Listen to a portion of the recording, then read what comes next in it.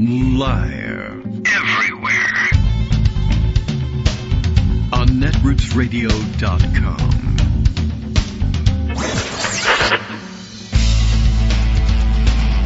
David Waldman. Kagro. In the morning. Now, here's David Waldman.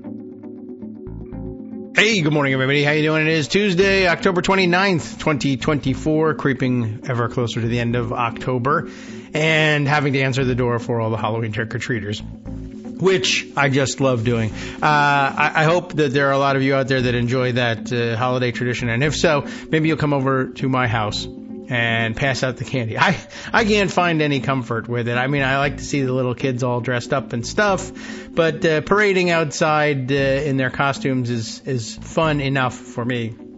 There's nothing you can do. You can't sit down and get comfortable because the doorbell is always ringing. You can't watch anything on TV. You'll constantly be pausing it.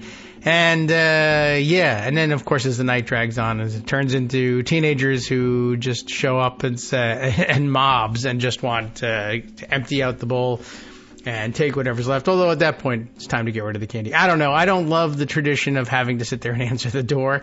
So maybe this year I'll just be one of those people that goes and sits outside on the front stoop and just says, all right, for the next 2 hours, I'm committed to sitting here handing out candy. And it's going to be like 80 degrees as well.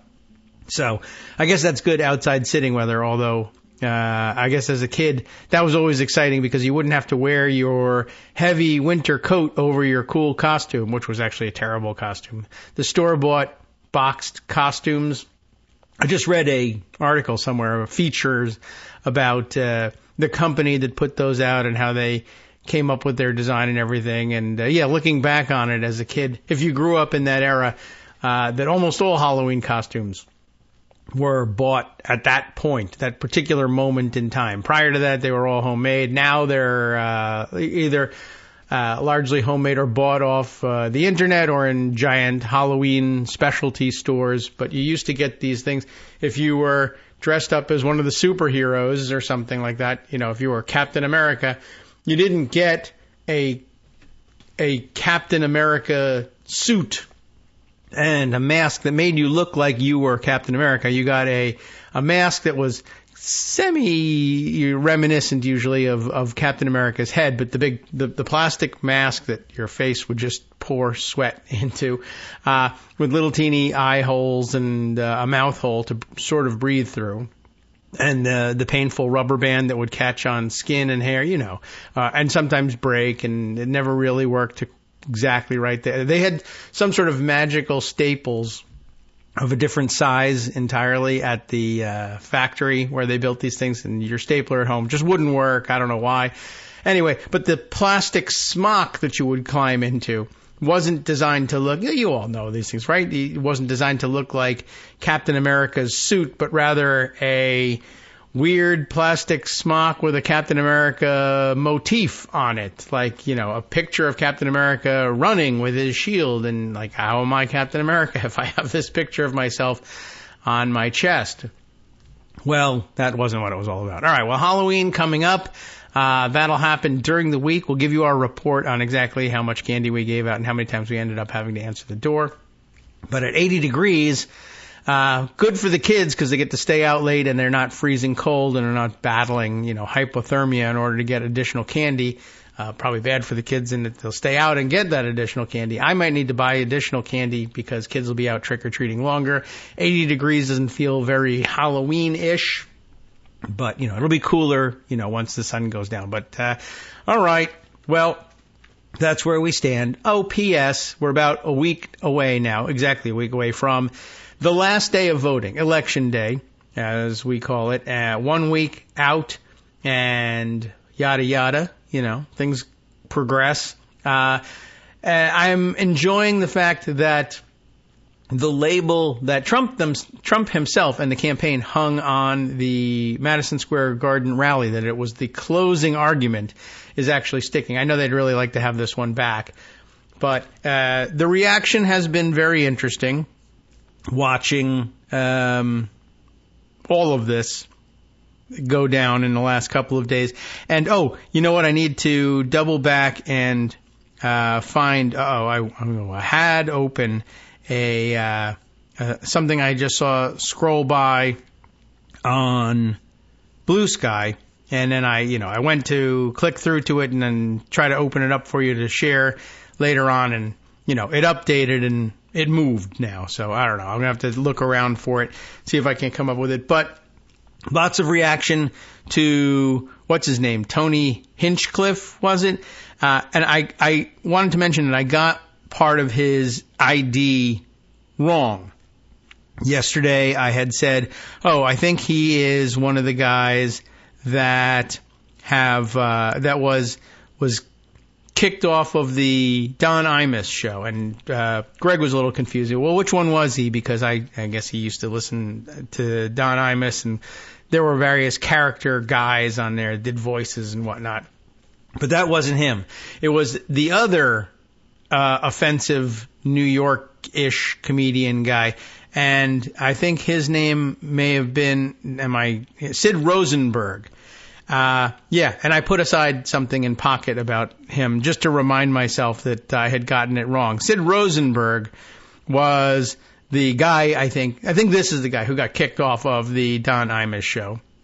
And he was described as a New York radio host, and he was the one that, I don't know, his shtick on whatever day it was that they held the big rally was that everybody, every Democrat was I think the line that came through was a Jew hater. That was the big, the big clip that got saved here. New York City radio host Sid Rosenberg, I have a post from Twitter that I found on him, just got on stage at the Trump rally to give his endorsement.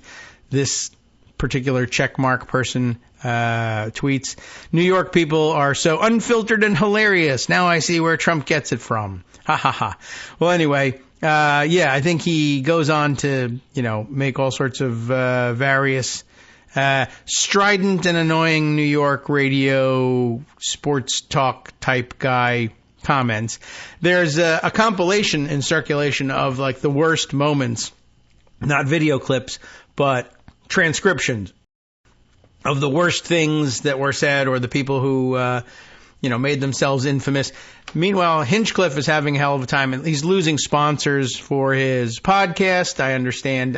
Actually, it was DraftKings, as if I saw correctly, which is, I don't know what they're like to deal with as a business, as a sponsor, but online betting feels kind of sleazy, even though we've sort of normalized the idea of their advertising on television during family hours and everything. But gambling is I don't know. I think it loses a lot of its swagger when it's not thought of as sleazy in some way. So I think they might be playing it up. But, online sports betting has changed its image. But anyway, apparently Hinchcliffe's line, too much for them. I also understand I anticipated a little, it was a little easier to predict.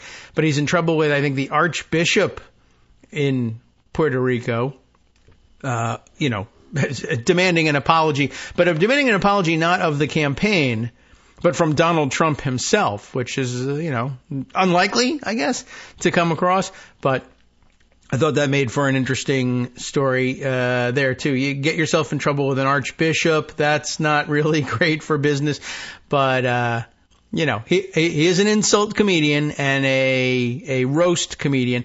I also see that Jon Stewart has gotten himself in trouble in offering, a partial defense, I guess, I don't know. Maybe some people would say, no, it's a full-throated defense of Hinchcliffe as a roast comedian.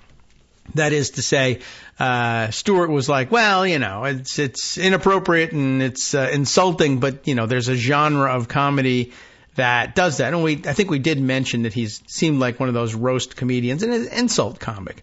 And it is a genre, but, well, there's good ones and there's bad ones. He didn't seem particularly fantastic, but I could see where he, that's the niche he works in. I didn't think he was great as an insult comedian, and I haven't seen him in a roast, but anyway, the point was that Jon Stewart offered up this semi-defense and saying, the guy does what he does. it was the fault of the campaign for bringing him in there. It was probably not a great idea to bring a roast comedian in to do your closing argument, knowing that they would roast some key constituencies who you need to come out and vote for you in a week or within the week. But, that was a bad decision, certainly. But as he was saying, the guy just does what he does. But, I don't know. It certainly wasn't necessary. And now he's got people angry with him. So, whatever. I don't know. I thought that was kind of weird and unnecessary. But, like I said, there's this weird streak among comedians where they feel like they really need to push back against people who push back against insult comics. I don't really know why that happens. All right, let's see. I just did see, again, Blue Sky now becoming more popular and moving too quickly. I can't let things sit for very long. But if I am not mistaken, I just saw that Barbara Pierce Bush, I guess as we're calling her, to differentiate her from her grandmother, Barbara. This is George W. Bush's daughter, Barbara Bush, who has, according to Phil Lewis here on Blue Sky, broken the silence on the election to campaign for Kamala Harris. Dad has not been able to bring himself to do that, even as Dick Cheney has done so. But Barbara, I guess, out there and talking. So, okay, that seems like positive news. I'll make a note of it, put it in pocket, and include it in today's roundup. All right, so we got the day wide open ahead of us and lots to catch up on. Oh, you know what? Here, this would be a great opportunity to welcome our latest Patreon sponsor, Matthias Allen, who joins us as a brand new Patreon member just yesterday. And that's like a world record for me, remembering to acknowledge a new patron right away. Usually these things wait for a while, but I don't know. It seems to have presented itself to me as an easy thing to do as I opened up the emails here and just keeping tabs on what everybody's talking about. I also got news today from Scott, who sent me this NBC News update. Steve Bannon has been released from prison, I guess because he actually, served his entire term. I guess so. He was sentenced to 4 months in prison, as you recall, for contempt of Congress. And I guess that means his podcast comes back in the last week. So he's out and available for the final week's closing argument and broadcasting. I suppose that is all ready and waiting for him. I don't think he broadcast from prison during the time that he was in. But I do recall that he wanted to try to get out in time to attend this big rally, as I recall. But that was not to be. But he, all right, well, I don't know what else to tell you. He's probably having a press conference today, as Scott notes. But, we just couldn't keep him in prison any longer, which is too bad. And I wish they had just lost the key somewhere along the line. But there you go. By the way, if he's sentenced to prison again, does he get his old inmate number back? In case you were wondering, he was serving his time in Danbury, Connecticut. So Greg could have gone and visited him if he wanted to. And he would have had to ask for prisoner number, well, I guess you can ask by name, but 05635-509. I wonder if he remembers that or committed it to memory, or whether you really even need it anymore. I don't know. It seems like in the movies, the sort of thing that is important, but I doubt it. All right. So Peter Navarro also, I think, in and out of prison by now, or is he done? Let's see. He's mentioned at the bottom of the article here. Also served a 4-month sentence, and I guess, yes, he was released in the middle of the Republican National Convention and greeted with a hero's welcome at the RNC because of how conservative they truly are. All right, so let's see. Some other stories that have been waiting in the wings that might be of some interest in rounding things out. I have this piece from Rolling Stone, which was about, I guess, reaction in the wider party, Republican Party. Nikki McCann Ramirez and Aswan Subsang have teamed up on this piece that runs in Rolling Stone under the title of "Who Booked This Effing..." Well, they use not the entire word, but F dash and then C-K-I-N-G. Who booked this effing jerk? Trump allies pressed campaign to denounce rally comedian. And I guess you could probably guess which one of the two comedians it was. And if you cannot, we'll tell you. But let me get back to the pocket version of it so I can read through it. Donald Trump's rally at Madison Square Garden was planned as a national moment for the former president's closing campaign message, and much to the displeasure of some Republicans, it did exactly that. So crediting him with actually delivering that message as opposed to complaining that he really didn't, and instead went off on a tangent of racism. Whereas, most people, I think, recognize, no, that is actually the closing argument. Trump and his ilk have not been particularly quiet about their view on immigrants' views.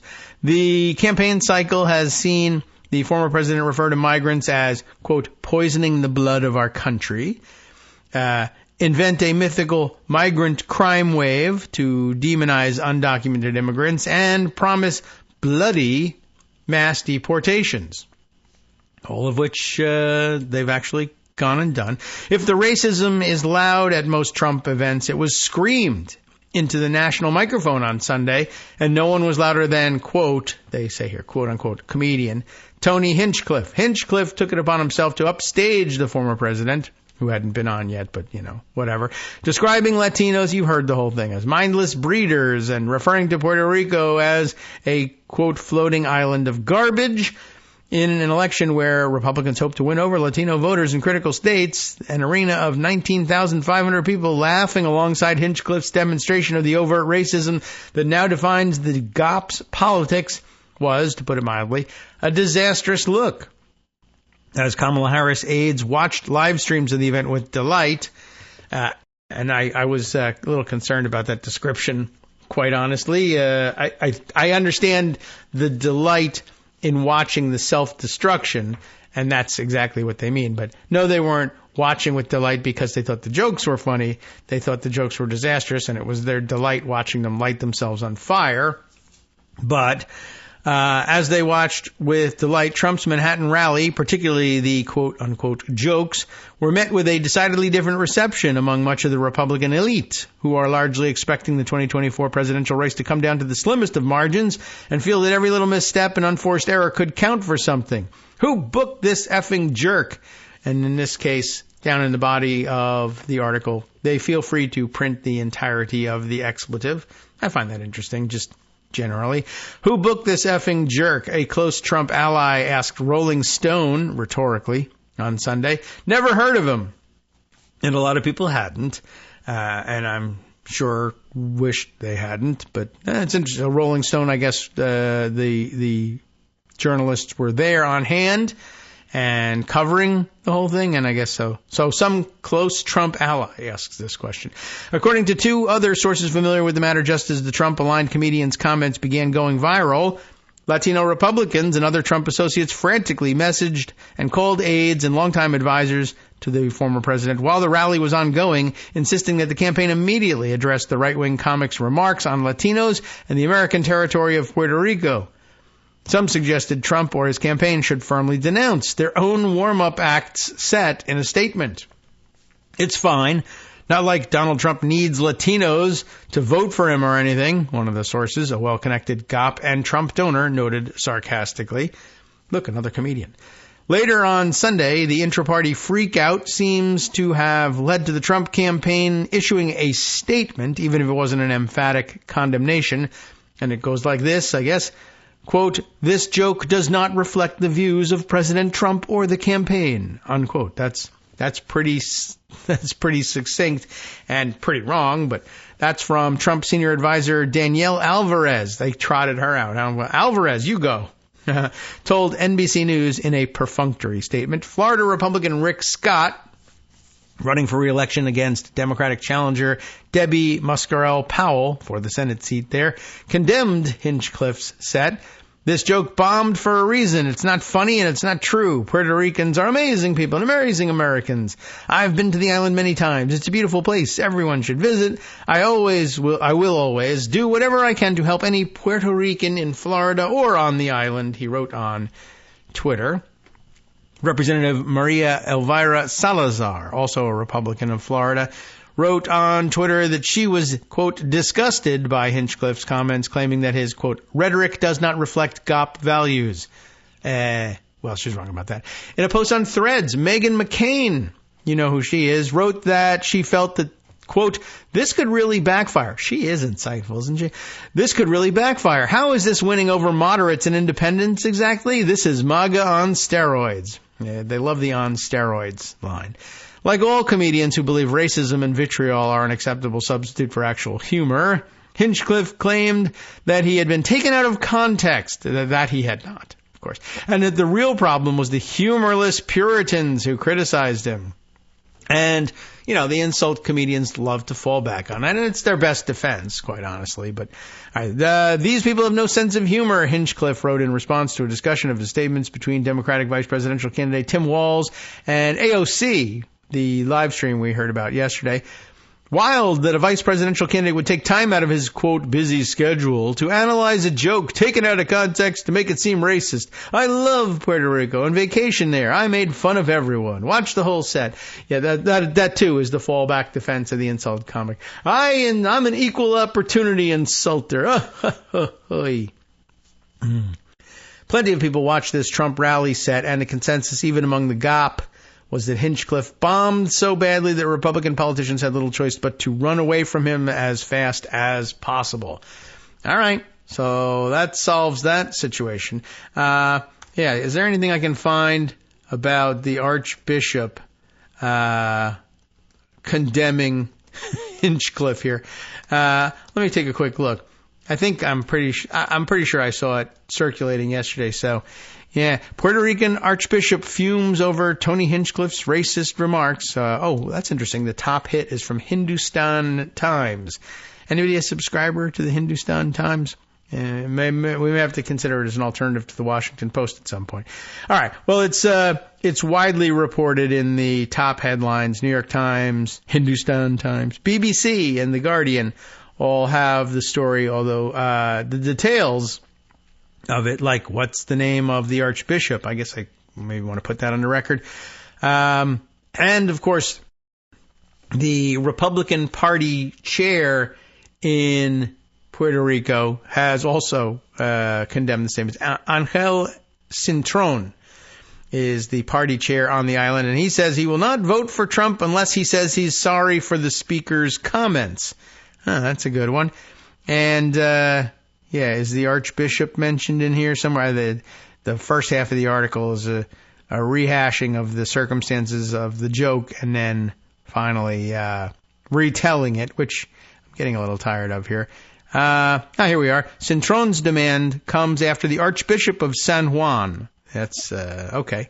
Just want to make sure we get the right...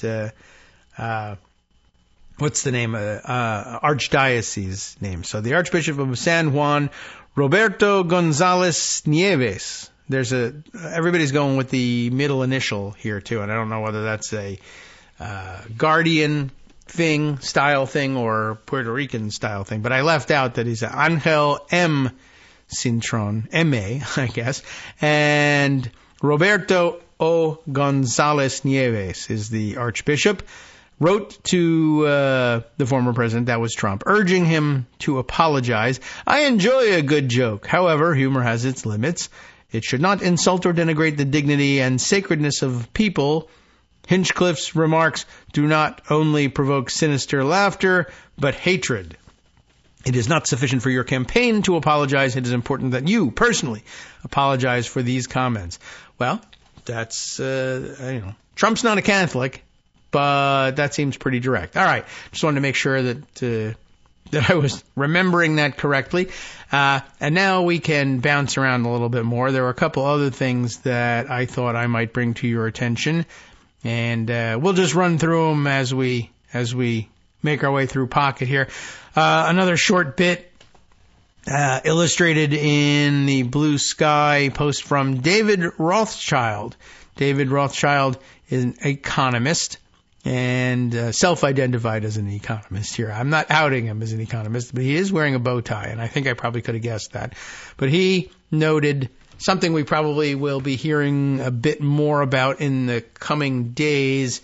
I wonder. I mean, if it's a total blowout by Kamala Harris, I am curious whether I guess I'm enthusiastic about the idea of like never hearing anything about Donald Trump again. I have enthusiasms. Right, I have enthusiasms that might happen. I guess in the end, I'd trade it all away just to not hear about him anymore. But there's a lot of things that really I feel like also should come to a conclusion. Like, well, one, it is a month now until it's 29 days till Trump's sentencing in New York. And I guess I'm very excited to see him, get in real trouble for once and to see these other cases prosecuted. And I'm wondering whether I guess none of the pending cases are likely to drop if he loses. They're only likely to drop if he wins. But other cases still ought to be brought, and I wonder whether people will just say, what's the point anymore? David Rothschild probably pointing to one of them, saying here, whatever's going on with the Trump SPAC, right? The Trump Digital Media, or what does he call it? Trump Media and Technology Group, right? Whatever it is, it runs with the ticker of DJT these days. Whatever's going on with them is likely the biggest corruption scandal in the history of the United States. And it is totally flying under the radar. Well, if he's right about it being one of the biggest corruption scandals in the history of the United States, then it definitely is below the radar because we haven't been watching it or talking about it. What's going on, of course, is the rate at which it's trading. You remember that? It's a worthless stock, right? It was a worthless meme stock, and not that long ago had plummeted down to like the mid-teens per share, and for whatever reason is now sitting back up at $45 plus per share. Someone is goosing this thing artificially, and it might just be corruption. Hi everybody, it's me, David Waldman. Yes, the same guy who interrupts you all the time. Interrupting you one more time just to tell you again, another reminder that your contributions are what keep this show on the air, and patreon.com, patreon.com, is still among the easiest ways to make the sustaining subscription donations that keep us afloat. Are you ready for the pep talk about how our Patreon campaign is still going strong and growing? Well, too bad. Yeah, the plain fact is we actually are headed in the wrong direction, and whereas we once had about 175 monthly patrons, we're now actually down below 150. Time to recruit some more. Not exactly the kind of news I wanted to share, but there it is. For those of you in a position to support the show, patreon.com does make it easy to make those secure, recurring monthly contributions to do so. Patreon.com/KagroX gets you straight to our donation page. We've been through a lot together. The worst of the pandemic, we hope. The worst of the insurrection, we hope. So go ahead and treat yourself. You don't need an excuse. Give yourself the gift of a little something you enjoy in life. Support the show. And of course, if you happen to prefer using PayPal or even the Square Cash app, we're up and running on those options too. So thanks again, everyone, for all your support. We couldn't, or at least shouldn't, do it without you. Hope you'll be on board soon too. Thanks for all your support. All right, welcome back now to the Kagro in the Morning Show here on Netroots Radio. So yes, David Rothschild supposing, and probably correctly, that the bounce back for this stock, which has been pretty rapid, is almost assuredly, being manipulated. I mean, it's been that high before, but it does tend, lots of stocks, go up and down in value, even fairly dramatically. But according to the chart here, let's see, it looks like it really hit its low right around the end of September. And then since then, where it was probably about, $13, $14. The 52-week range says $11.75. But I don't know if that's, looking at the chart, that might have been that low point toward the end of September. $11.75 per share. And at the moment that he made the post, $45 plus per share. But he's like in the last like 3 weeks. That's what's so interesting about it. And he's just sort of, making the comment here that the Republican nominee for president started a, quote, company. And, we went over the basics of this thing. He didn't really, do anything. There wasn't any company, and the stock was a SPAC, as you know, just sort of some speculative conglomeration of venture capital sitting there without a purpose and selling shares in itself in order to raise more money with the idea that they would acquire some business or another. And then Trump declared, hey, I have a business and it's called Trump Media, and you can do that. But the question is, why would anybody buy your company if it doesn't make anything, including money? And the answer is because you'd like to buy influence with somebody who might be president. So the Republican nominee for president started a, quote, company in the election year with about $0 in profits and no prospect of revenue growth. And it's trading at $9 billion a week before the election. A $9 billion valuation for this company that does nothing, right? And we have no idea who's propping up the company or what they expect in return. Right. So he's set up, the ultimate grift here, which is a publicly traded company that bears his name, that doesn't do anything but pay its executives, I guess, maybe, and people who own shares in it can trade that in for cash at any time. And if you are Saudi Arabia, if you are Russia, if you are anybody inside the United States or out who wants to line Donald Trump's pockets pretty directly, you just buy these shares and transfer your money to the market, which launders it. And then when Donald Trump or family members decide they want to convert it into cash, they go ahead and do it. And in order to boost the wealth of the people you're trying to bribe, like when it's sitting at $11 a share, that's not so great. 45, it's certainly better than $11 a share, but not as good as their 52-week high where it was almost $80 a share. So if you have money to burn, you're a multi-billionaire with hundreds of billions of dollars in your personal bank account, let's say, and you can afford to buy giant blocks of this stock that you might never have any expectation of a return from, because historically it hasn't produced any, and historically neither has Donald Trump, but now he can give you dividends in the forms of tax cuts or contracts with the federal government or something like that, or at least you think that that's going to happen. So you just say, what the hell, I'll burn $15 million buying a giant block of stock, boosting the numbers, and transferring money directly into Trump's pockets, and it's all laundered by the free market. So very interesting. Good point. He's probably right. One of the biggest corruption scandals going.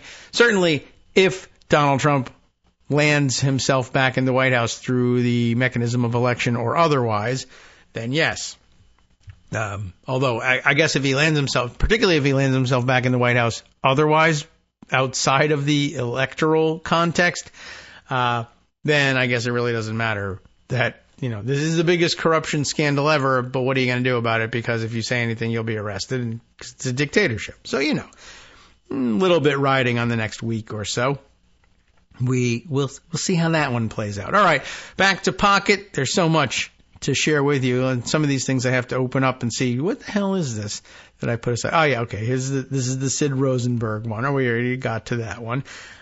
Sid Rosenberg presents a very different picture than Tony Hinchcliffe. Hinchcliffe is kind of a skinny dweeby guy, And Sid Rosenberg, big, broad-shouldered, bald, tough guy look. I don't know how tough, he is or isn't, or what he projects, but that's what it's supposed to look like anyway.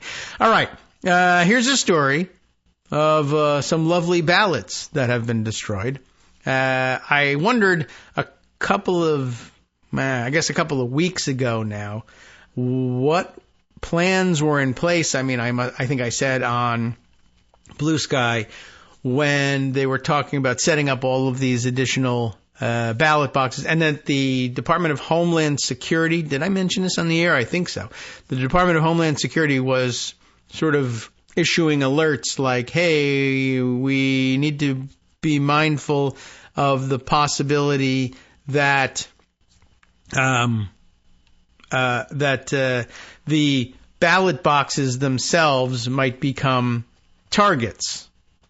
And it made me think, hey, what is the plan for what we do if there's, a number of attacks on ballot boxes and some large number or even a small number of ballots are destroyed? What's the response to that? How do we handle something like that? And then, so I think I had pondered that question and asked it, I think early September. And, the answers are starting to roll in. For one thing, unfortunately, we're starting to hear stories about exactly that, about ballot boxes being targeted. There's been now a string of arsons and I think possible bomb threats against ballot boxes and mailboxes where people were dropping their mail-in ballots. Here it is. It wasn't as long ago as I thought. October 18th, I guess, unless maybe I reposted it on October 18th. That could be. But asking, so what happens if they blow up or otherwise destroy a large number of ballots waiting to be retrieved? As the DHS, it was reported in Wired at that point, warns law enforcement election deniers may attempt to bomb drop boxes. And, now we have some answers. First of all, there was a string of attacks here. The first one that I put in there was 4 days ago. 20 electoral ballots were damaged after a post office collection box, a mailbox, blue collection box, was lit on fire in Phoenix. That reported here just a couple of days ago. Quick rundown of the story, just to give you the basics of it here. For one thing, a suspect has been taken into custody, so that's good news. And poor Empty Wheel has been going crazy on social media, reminding everybody. People very cynically, I can understand it. I had the same inclination, like, I get they'll get right on this. There'll be a prosecution and somebody's going to be landed in jail right away, of course, and they'll put a stop to all these attacks.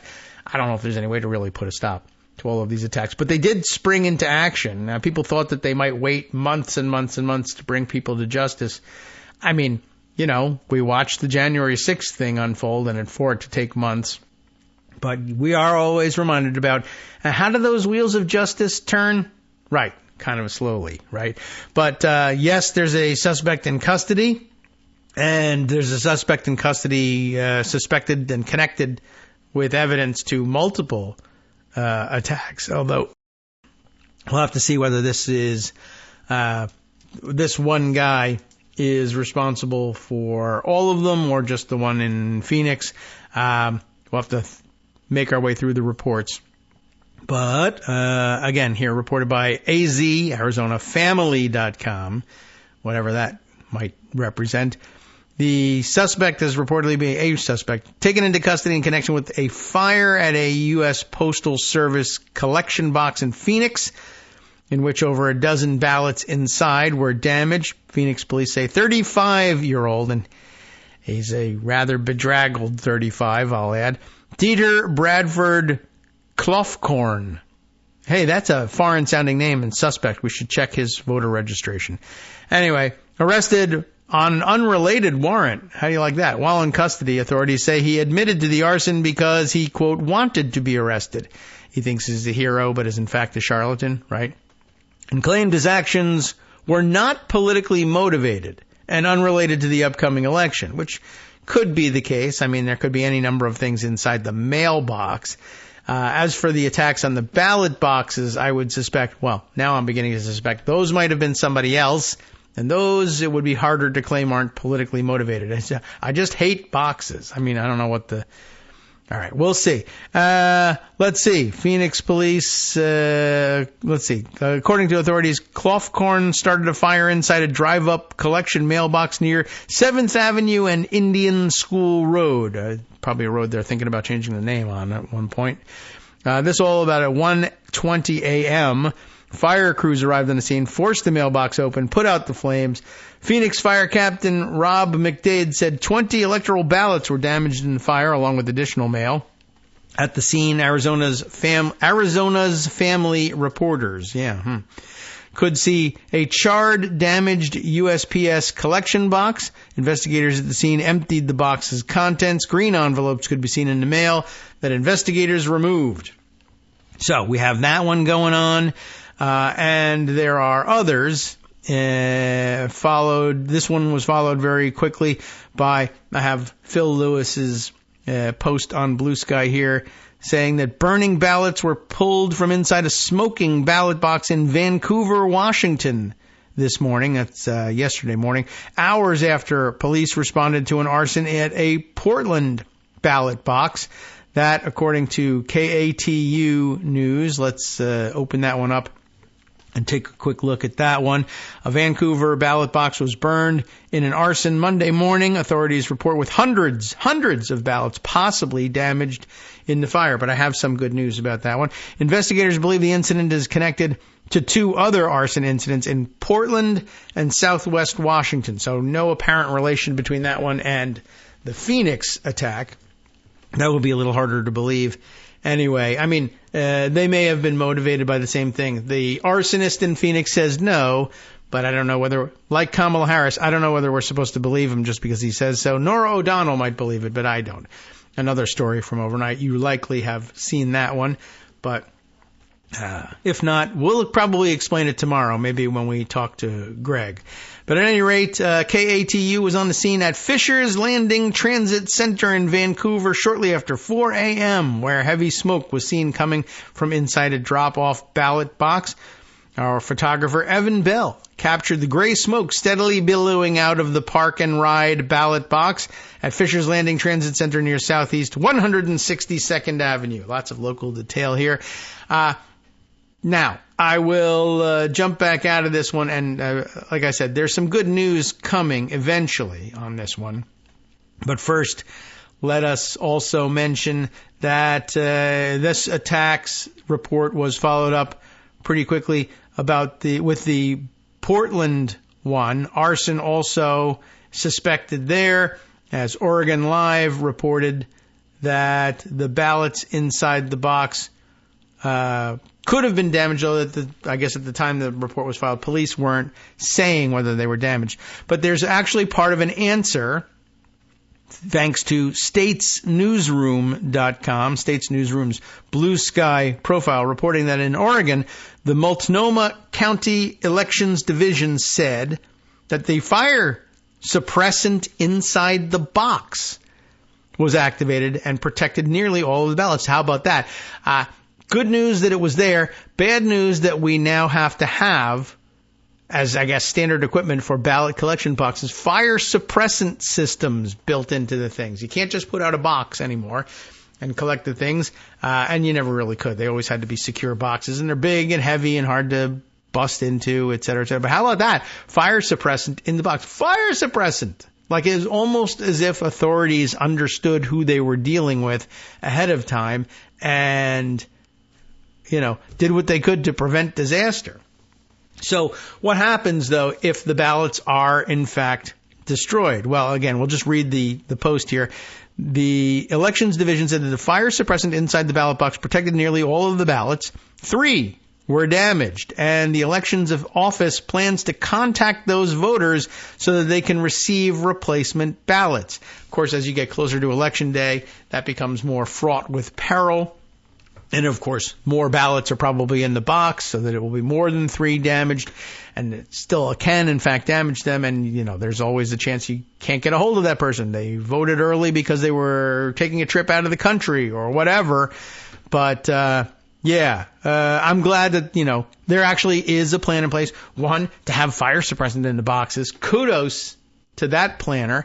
And, I mean, what this is, and if you're following Marcy talking about it and others speaking about it, a lot of people who actually work in election protection and elections officials around the country commenting on social media about it. Yeah, we've been meeting with DHS and state and local law enforcement for months now over these concerns. And, it's not like you can just go on Amazon.com, and you shouldn't go on Amazon.com anymore anyway. It's not like you can just go on Amazon and buy, hey, by the way, give me those 5-cent fire suppressant systems and I'll just drop one in the box. Obviously, lots of planning has to go into having that in place well in advance. Oh, yes, right. Speaking of Amazon, I didn't take note, and I guess we'll probably discuss this a little bit more with Greg as well yesterday, but just to note the fact that it happened. Apparently, the tally is in. 200,000 people canceled their Washington Post subscriptions over their refusal to endorse their refusal. Jeff Bezos' refusal to allow an endorsement to be printed in the Washington Post. So, I guess as that number rises, they're looking at 250,000 probably in the end. I imagine it can probably tack on another 50,000 as word gets out and the idea of canceling subscriptions spreads. I know there are a lot of people who are sort of torn about it because, of course, like Jeff Bezos will just say, I'll just keep my billions and I'll lay off reporters, and that's a bad thing. But I don't know how else you register your displeasure with it. But so somewhere between 200,000 and 250,000 subscriptions lost in all of this. That's gotta, it should be taken as a message. It's hard to get a message through to a multi, 100 plus times billionaires in any way, certainly with an economic message. But there it is. Certainly something to think about, and I'll have to again put a note there to myself to try and find the reports about this. Let's take a look, though, at States Newsroom's report here, just because this is the detail we ought to be interested in. Ballot boxes damaged in Portland, Vancouver on Monday morning. But let's talk about those prevention systems. The FBI and local law enforcement are investigating after deliberately set fires at ballot boxes in Portland and Vancouver early Monday morning, damaged 3 ballots in Oregon, and destroyed hundreds in Washington. That sounds a lot worse up in Washington, but I guess the Oregon one had a fire suppressant system. Maybe they don't all have fire suppressant systems, but I guess they should. I don't know what that costs. Someone used an incendiary device early Monday morning to ignite a ballot box outside the Multnomah County Elections Office in southeast Portland, but most ballots were unscathed, according to the County Elections Office and the Portland Police Bureau. Law enforcement believes the incident was connected to 2 incendiary devices found at ballot boxes in Vancouver, one on October 8th and one on Monday morning. I don't think I even heard about the first one. In Portland, security teams patrol and monitor ballot boxes around the clock, and they extinguished the fire before police arrived around 3:30 a.m., according to police. Oh, so it may be that since they're patrolled around the clock, the fire suppressant system is sticking a fire extinguisher down in there and squirting. I don't know, but let's find out. A fire suppressant inside actually, now that I think about it, I'm still having a tough time ruling it out. But a fire suppressant inside the box protected nearly all the ballots. 3 were damaged, and the elections office plans to contact those voters so they can receive replacement ballots. There were only 3 ballots. Oh. Oh, okay. At first I thought, well, there were only 3 ballots in the box. So 100% of the ballots were damaged? That's not such a great record. No. Finish the sentence. There were only 3 ballots that were in the box out of hundreds that had any damage whatsoever. Okay. And we were able to clearly read the voters' names on those ballots, and I guess that's lucky. So we will be reaching out directly to those that were impacted. County Elections Director Tim Scott said at a press conference midday Monday. Not Senator Tim Scott of South Carolina, but County Elections Director Tim Scott. Scott said that his office will finish processing all the other ballots dropped off over the weekend on Monday. Multnomah County voters can sign up for a ballot tracking service. This is probably a good idea for everybody there, and you should be checking to see whether there's a similar one in your area. But yeah, you can go to Multnomah. If you're in the area, then you know how to spell Multnomah, if this is applicable to you. Multnomah.ballottracks.net. Now that's ballot, and then all one word, ballot tracks. And the tracks, you're doubling the T's here. Ballot, T-R-A-X. Not T-R-E-X, the decking company, but tracks, ballottracks.net. And you can receive text, phone, or email alerts when your ballot has been mailed, received, and then accepted, individual alerts. So an excellent system there on top of the fire suppressant thing. I don't know if they're going to clear this up or not.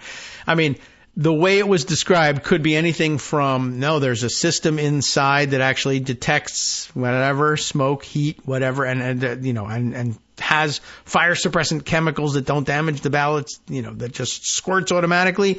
Or it was, we were watching the ballot box around the clock, monitoring it. We saw smoke. We ran over there and shot it with a fire extinguisher. They don't go ahead and say a fire suppressant system that's built into the box suppressed the fire. It just says fire suppressant inside the box. Well, okay, was it there before they set the fire, or did they squirt it in there after they saw smoke? I don't know.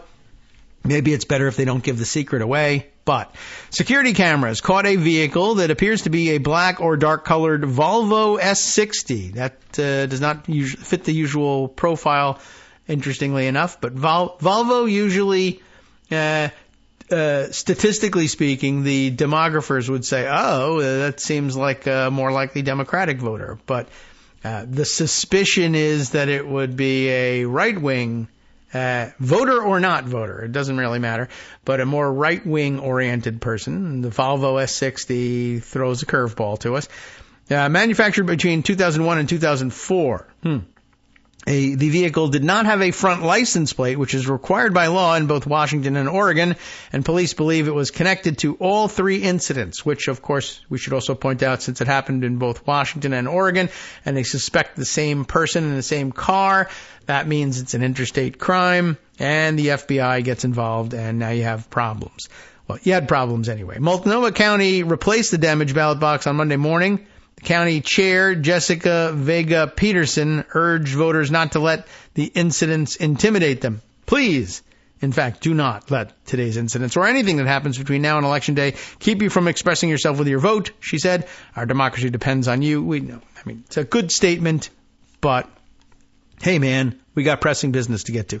Secretary of State LaVon Griffin Valade, is that right? V-A-L-A-D-E. Condemned the arson while saying the limited damage shows that Oregon's election system is secure. We'll give her the courtesy of a little bit of her statement. Make no mistake, an attack on a ballot box is an attack on our democracy and completely unacceptable. Whatever the motivation behind the incident, there is no justification for any attempt to disenfranchise voters.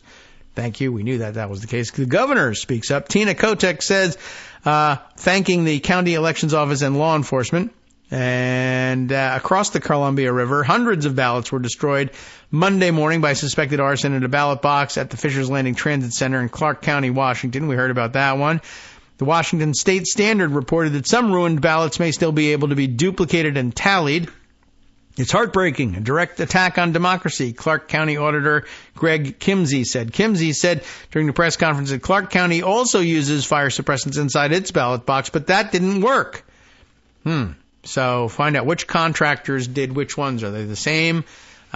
Is one clearly better than the other? Is that N of one going to tell us that? The county will try to obtain better working fire suppressants and is urging voters to drop off their ballots at election offices or in ballot boxes before 5:30 p.m.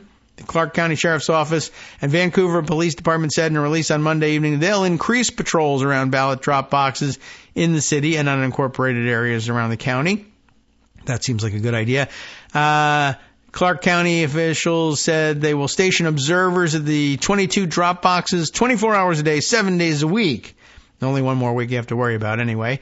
So that seems pretty good. FBI said in a statement it's coordinating with federal, state, and local partners to actively investigate the incidents in Vancouver and Portland.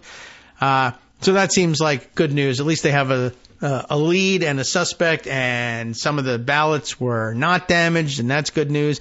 And they have some idea of which fire suppressant systems work pretty well and which ones don't. But kudos to the planners who thought ahead to put that in there. I was really worried that people hadn't given that any thought, and it turns out that they did, and thank God. And that's probably the case in a lot of areas where we think nothing's going on. Like I was saying, poor Marcy is chasing down, various statements on various social media saying, hey, all this complaining that the DOJ isn't doing anything. No, they're doing things, and they're doing things the way they usually do them, and that's pretty quick at that. So, credit where credit is due for the activity at the DOJ. And she also issued a mild rebuke and correction, as I was thinking yesterday. Hey, they ought to be trying to get a list of cell phones that pinged inside Madison Square Garden on Sunday to establish who was there. And she and another observer on social media had said, well, now remember, ordinarily anyway, on what basis would you collect such information for law enforcement if no crime has been alleged? Now, okay.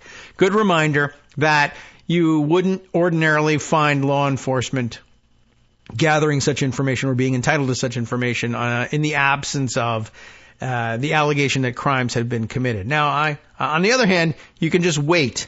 Eventually, you will be alleging that a crime or some element of a conspiratorial crime possibly was in fact committed inside Madison Square Garden that day, but it won't necessarily encompass all of the audience. On the other hand, I was thinking less about law enforcement gathering the information than private actors buying it from private data vendors, which, as I understand it, is a already current practice, though it is frequently the government buying the data from data vendors without alleging that any crime took place and without getting any warrant for the information, which is what makes me think it might be available to private buyers from private sellers, regardless of the allegation that any crime took place. And maybe I could share an article or two with you about that phenomenon. And I think some of them have come to rest in pocket over the months that we may or may not have gotten around to reading and sharing along the way.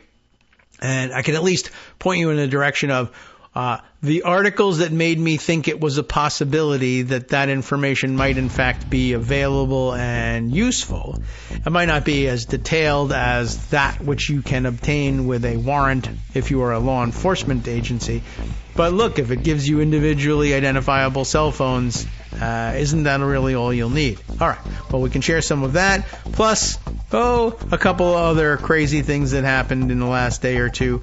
And, all right, we'll take a 1-minute break. I can gather up some of those articles, and we'll be back with you in just a minute.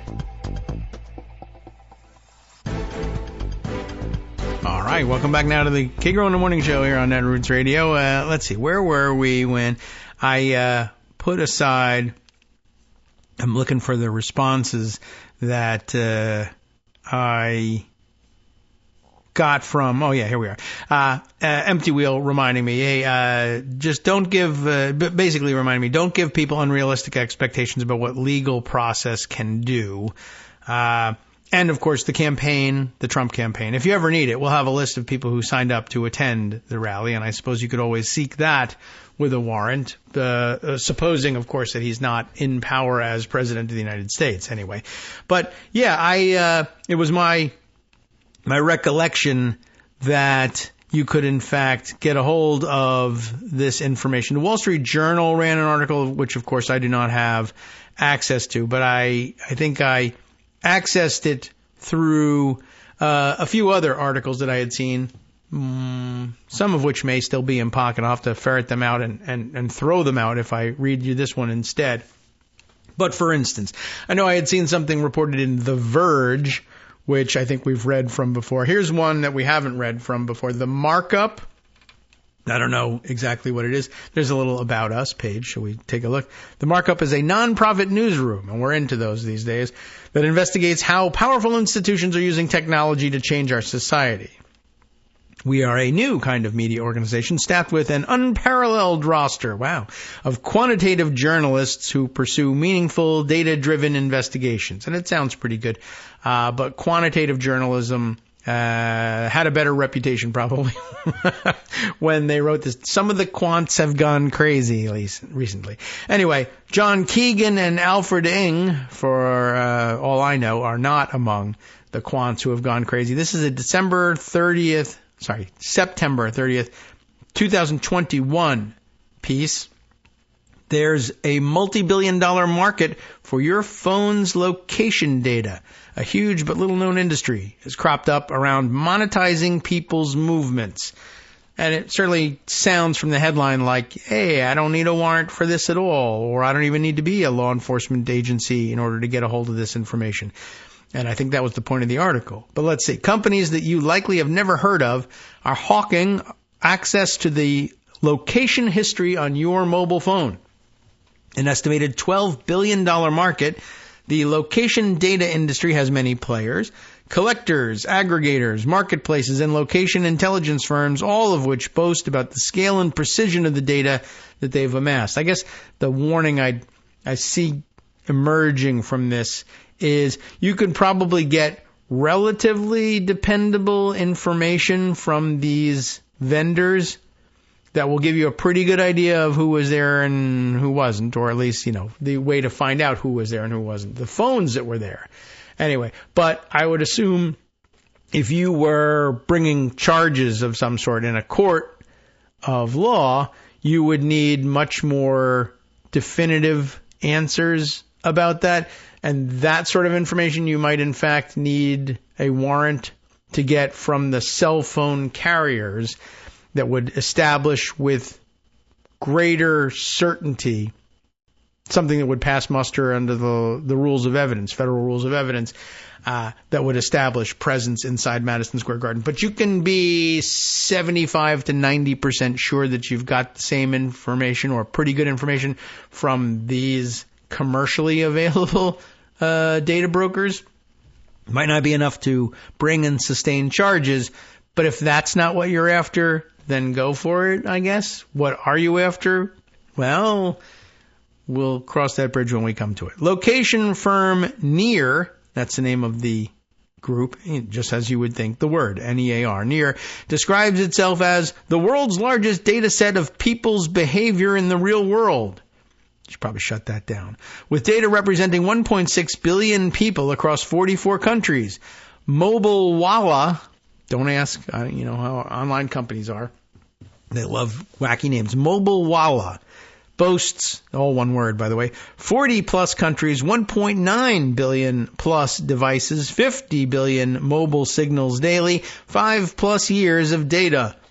X-Mode's website claims its data covers 25% plus of the adult U.S. population monthly.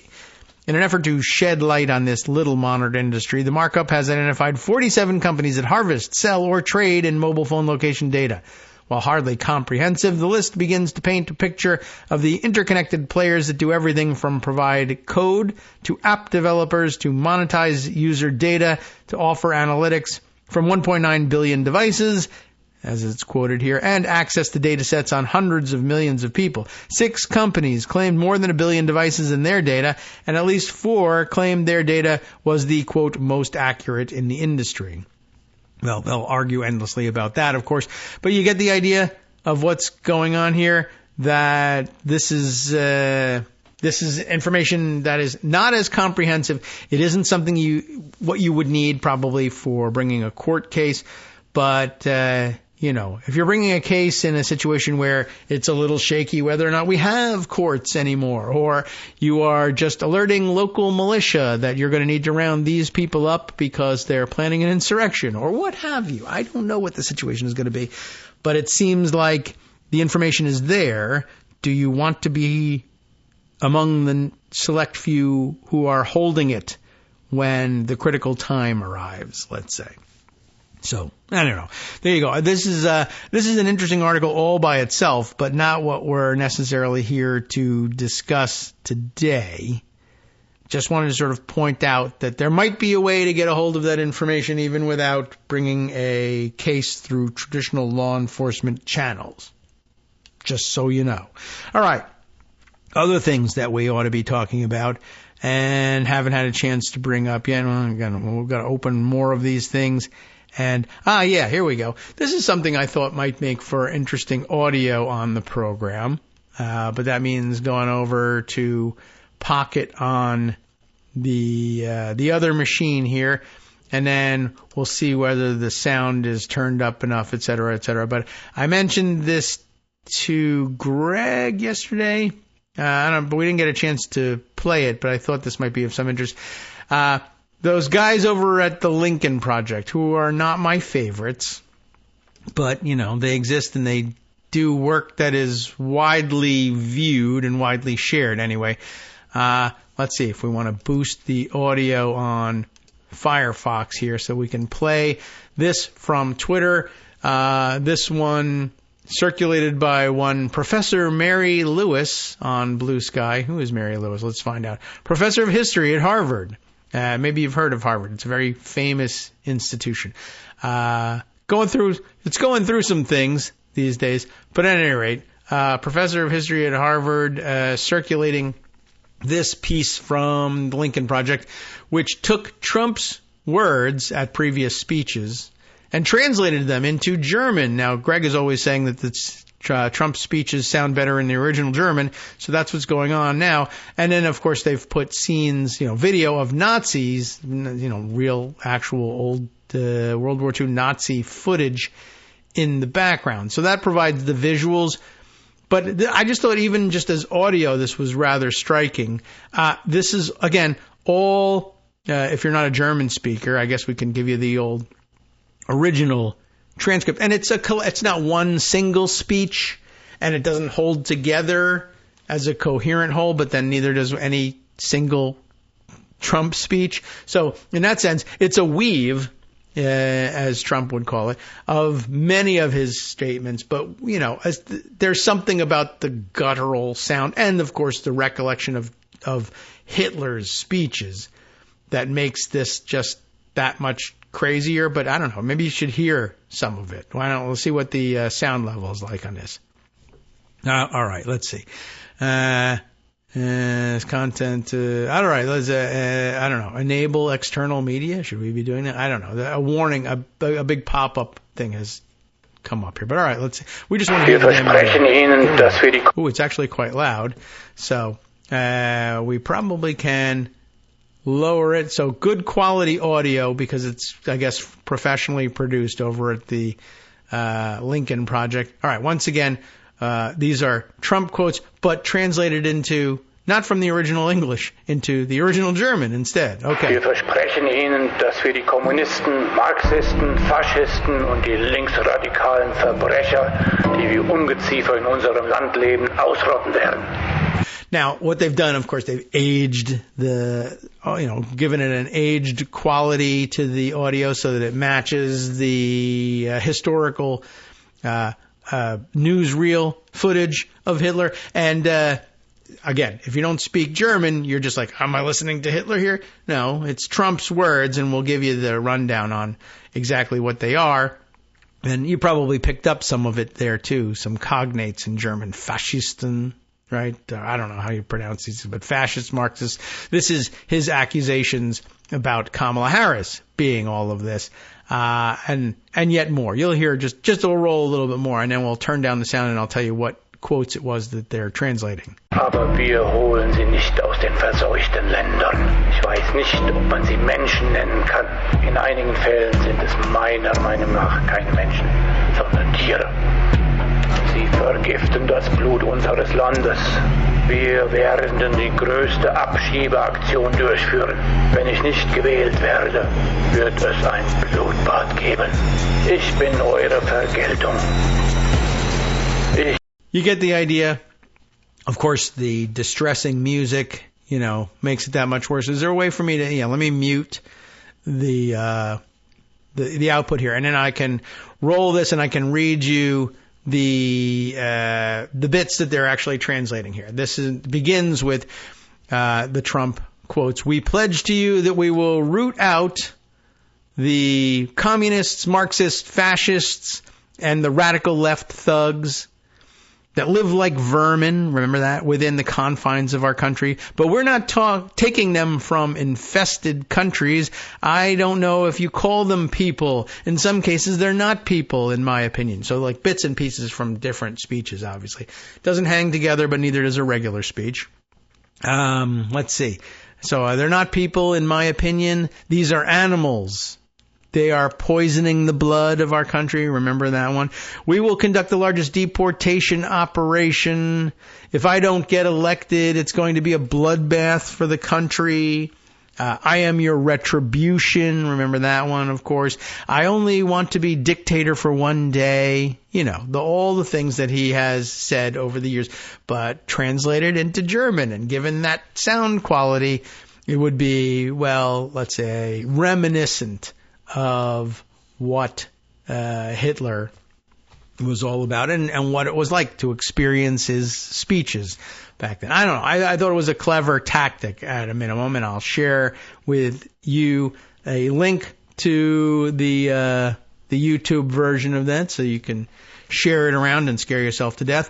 All right. So let's see. Yesterday we began reading the New York Times piece about Trump's intention of bypassing the security clearance process traditionally delegated to the FBI for doing background investigation for people that were going to be given security clearances for appointment to sensitive office, and how he has decided, well, kind of to hell with that anyway. The FBI will be rejecting my appointments left and right if we let them do it, but they're deep state plants out to sabotage my freedom and democracy / total dictatorship program. And why don't we just outsource it to someone who will give us the results we want? Advisors propose, says the headline, that Trump gives security clearances without FBI vetting.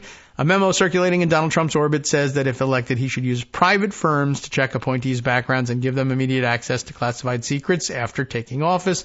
And again, this is an interesting collection of names on the byline. Maggie Haberman, of course, Jonathan Swan, and Charlie Savage, who at least we know takes the national security beat pretty seriously. By the way, I guess the undercurrent to all this is that eventually Donald Trump will be advised that you really don't need to do any vetting at all. It's just a matter of good practice and tradition that there be any vetting done at all. And eventually Trump he'll begin probably by saying, well, why don't I just pay contractors who I know will give me the results I want because I'm paying them. Well, I'm not paying them, but he'll force the government to pay them instead. And then we'll just pretend that the vetting was real and appoint them. And then at some point he'll say, why am I paying anybody at all? Why don't I just finally read the memo you gave me that says it's okay for me to transfer this to a private entity because there isn't really any law that requires the vetting. It is within the president's discretion to grant these things. We just outsourced it to the FBI because prior presidents have not wanted to be seen giving out sensitive appointments and access to information without any basis for trusting the person who's getting it. But Donald Trump doesn't care about that. So why don't we just say the truth always was the president had the discretion the president automatically inherits by virtue of holding the office the right to the top security clearance and to give that out to people who are working on his behalf inside the executive branch. He can just hand it out. But they've tried to, put on a show of doing so responsibly, and Trump will not be interested in that. So there's really no need, the article I think eventually explains, for even the fake vetting. So let's get to it. We began this yesterday. We'll just read very quickly through the introductory paragraphs again.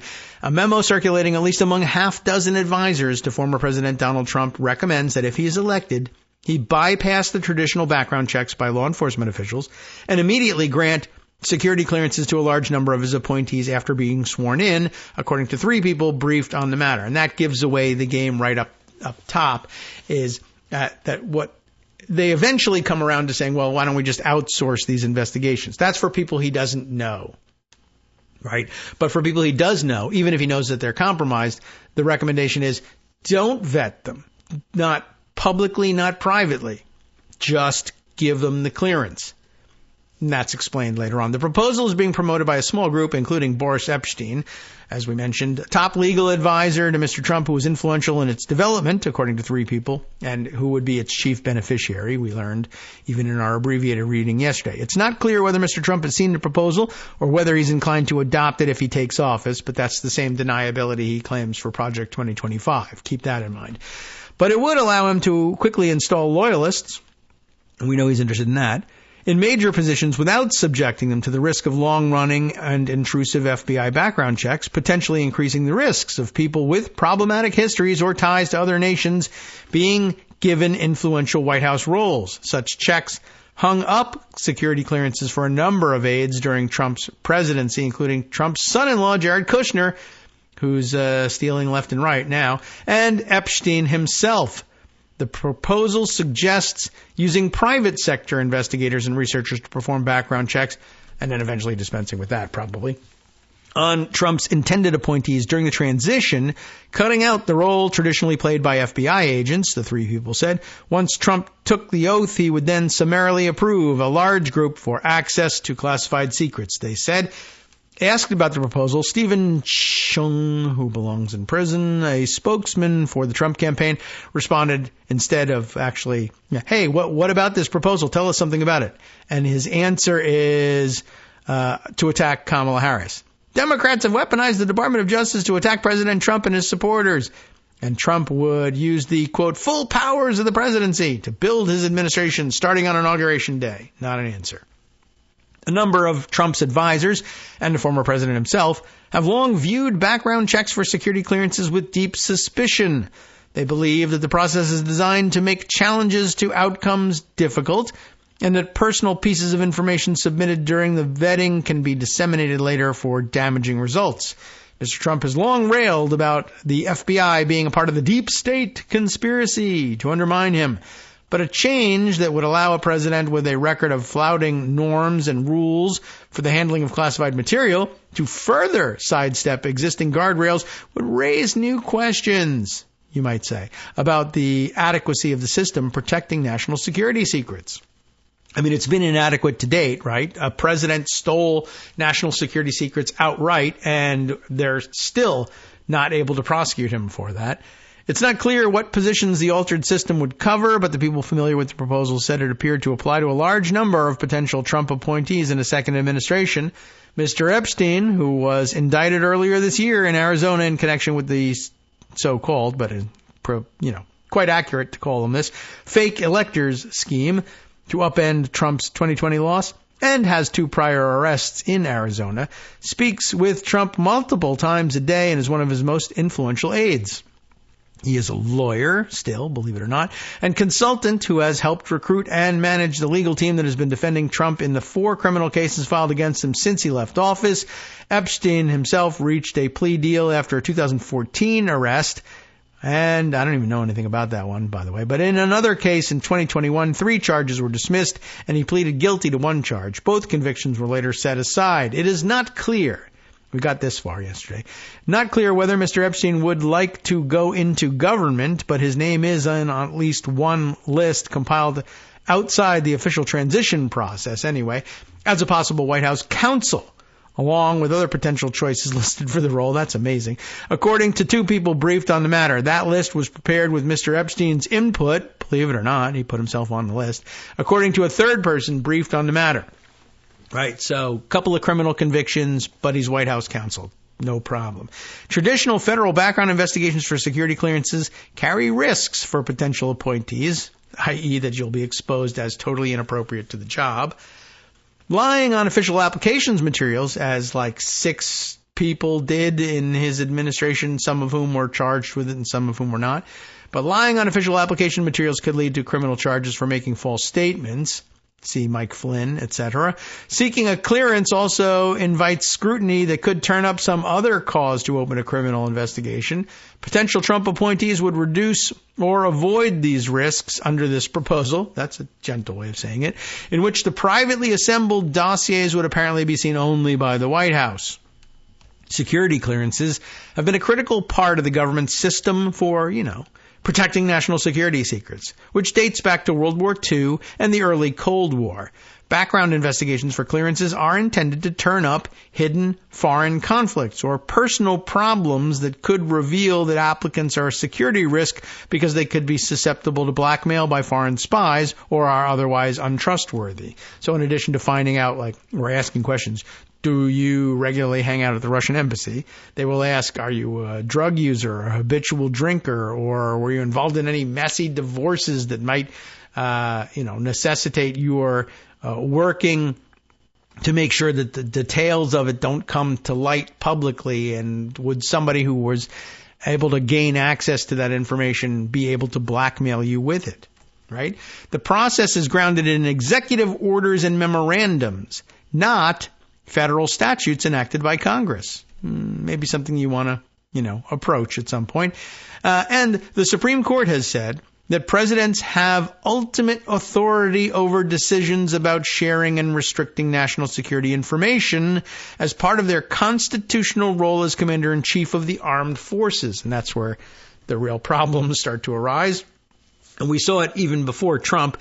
We saw it as early, we saw it probably earlier than this, but we saw it in recent political memory in the George W. Bush administration when Bush and Dick Cheney, who now endorses Kamala Harris, and I know that makes people uncomfortable, claimed the power to instantly declassify information on a whim. And then, of course, that carried over to the Trump administration, and Trump claimed he did that with all of the secret information that he stole and was hiding away at his sex dungeon club per Valago.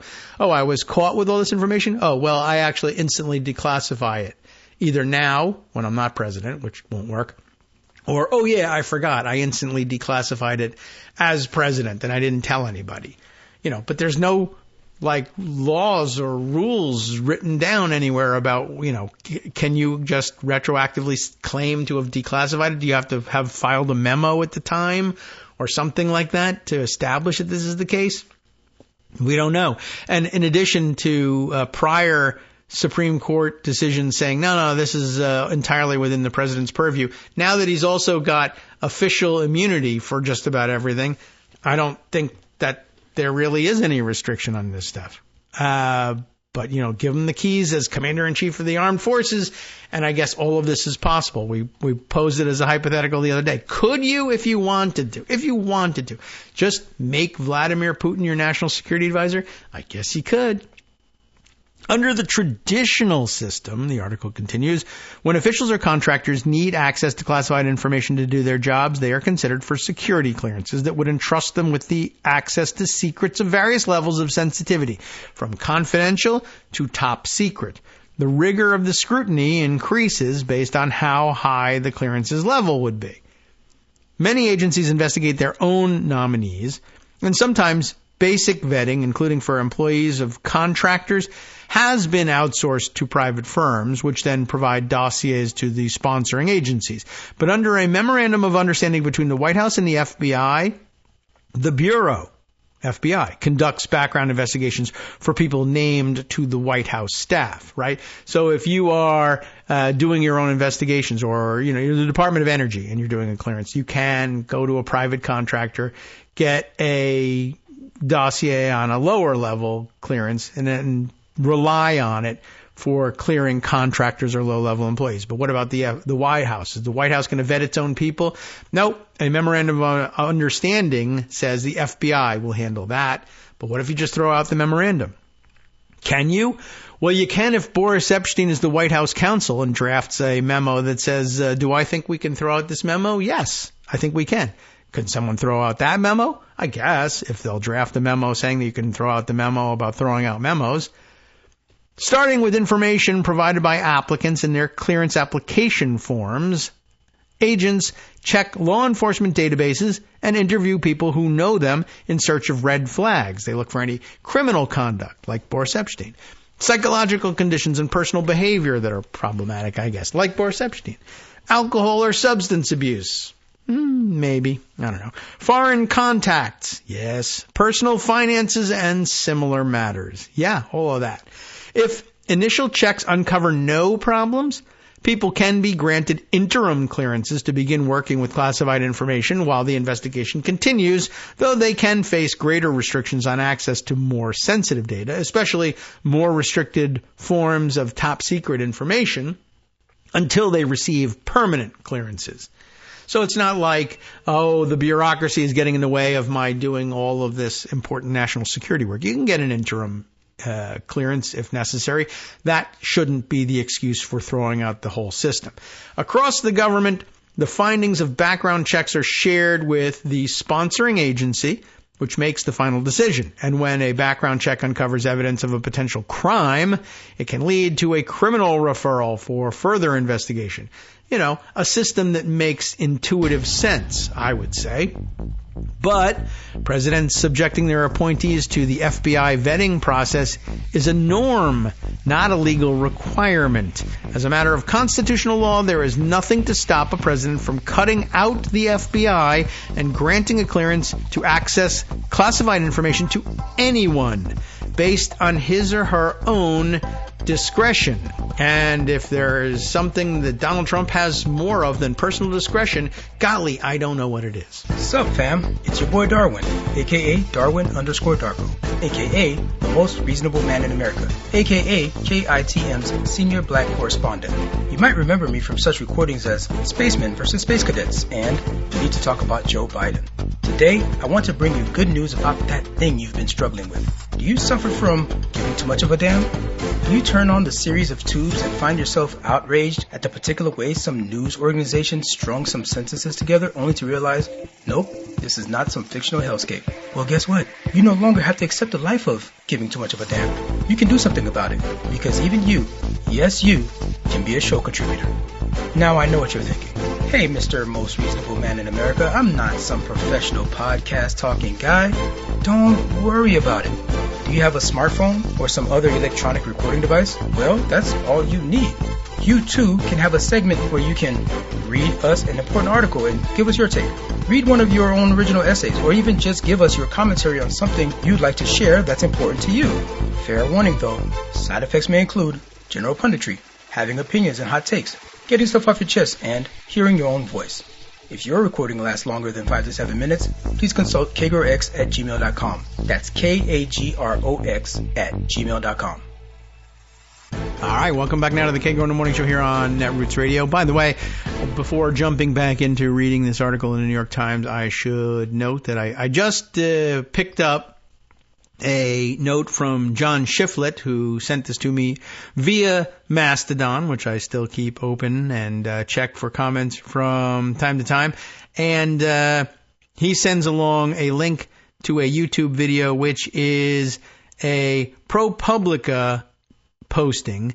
It is, in fact, though, produced originally by Project 2025, and I guess archived and displayed for the record by ProPublica. This is Project 2025's training for background checks for federal political appointees. As he notes here, at least as it exists under the current system. This basically a training video by Project 2025, meant to be viewed, I suppose, by people who think that they are likely to be named to a government position under a Trump administration, what to expect, and probably what are the things. I mean, it seems to be just a description of the system as it exists. It can be viewed in more sinister ways, like, okay, this is what they'll check into when you are subjected to a background check for a security clearance. So you'll want to, nail down all the details and bribe all the witnesses to make sure that nobody reveals your drug usage, your alcohol use, your connections with the Russians or other foreign governments, etc.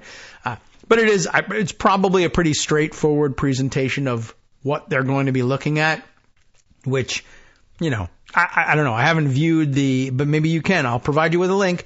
But, it's a good half-hour training video. But I wouldn't be surprised if it was just pretty straightforward, like, okay, well, this is what they do when they do a background check. We may be dispensing with all of this garbage, and there may be, like I said, sinister ways of viewing it, like, okay, a lot of you who are going to be nominated probably have these problems. Maybe you want to make some of them disappear before you make your application. I don't know. But that's just conjecture. But wouldn't it be irresponsible not to let you know what my conjecture is at this juncture? All right. Back to the New York Times story about the security clearances. We should remind you with a reread of this brief paragraph. Presidents subjecting their appointees to FBI vetting process is a norm and not a legal requirement. And I am not certain, given that the Supreme Court has decided that this grows out of an inherent presidential power. I don't even know whether legislatively requiring FBI checks or some sort of process or formalizing this instead of letting it be a series of executive orders and memoranda of understanding.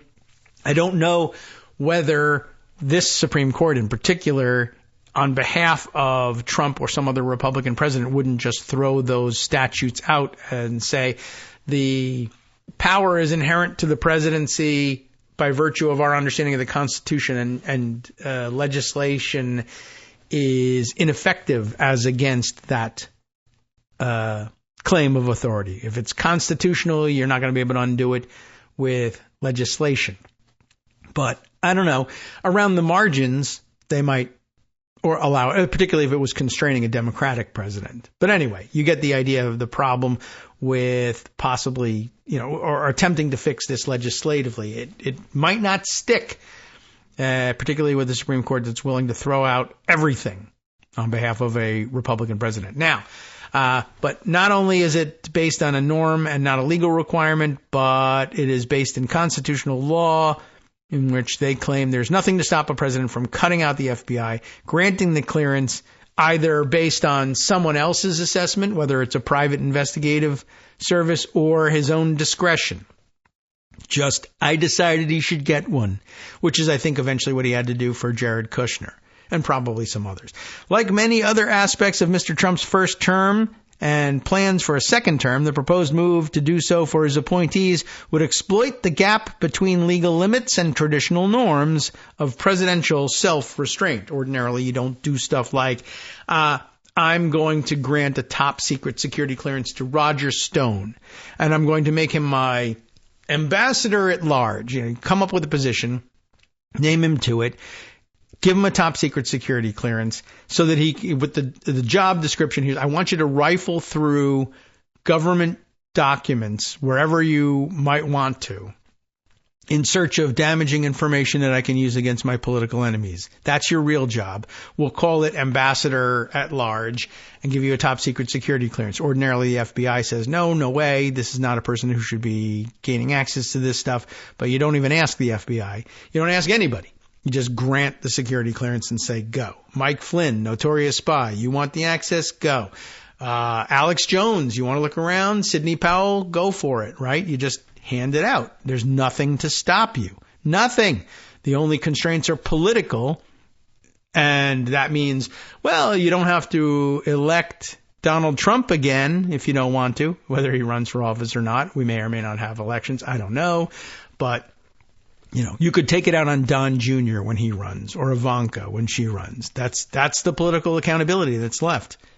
A number of Mr. Trump's appointees faced delays and roadblocks in getting clearances in his administration, in addition to Mr. Epstein, who failed to get a clearance during a brief White House stint in 2017 before leaving the post. And I guess that's burning him up, so he's looking to get rid of that restriction this time.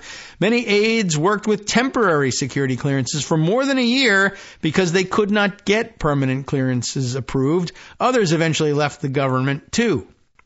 Parenthetically, it notes here, the Trump campaign said earlier this year that Mr. Epstein's clearance issue, which was never clarified, was, quote, resolved, but provided no further details. Like, well, resigning from government and not getting a security clearance means it's resolved.